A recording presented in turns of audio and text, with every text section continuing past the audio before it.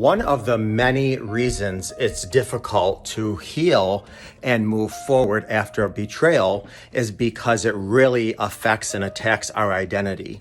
Face it, there's so many things that we attach our identity to. You're a lawyer, you're a maintenance worker, you're a job, or you're a husband, or you're a wife, or you're a daughter.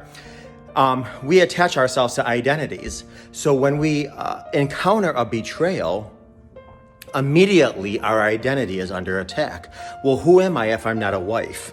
Who am I if I'm not a husband? When we were younger, if our parents betrayed us, who am I if I'm not loved as a child?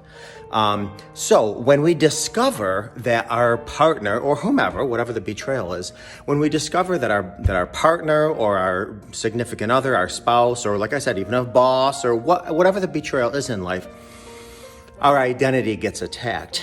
Now, not only does our identity get attacked, but if you also struggle with self-confidence, self-worth, or you don't know who you are in general, now you're completely flipped on top of your head. So one of the things I tell people all the time is, the trapeze artist, you got to let go of the last swing before you hold on to the next one so you can move on. You have to let go of your old identity. Now, that doesn't mean that you're a nothing or a no one or you're in limbo or what have you. It just means you are in a growing phase. You're in a process of evolving, because I say all the time, we're much more than human beings. We're human evolvements.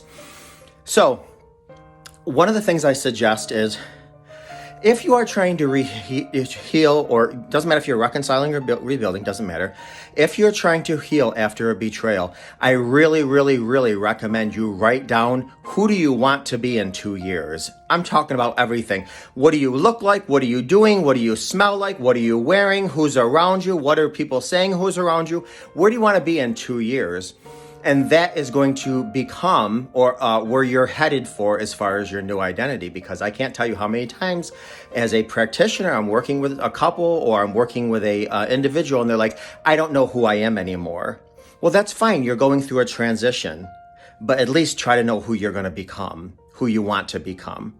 So write down your 2.0 self. And that way, even if your identity is in transition, you may not know who you are today.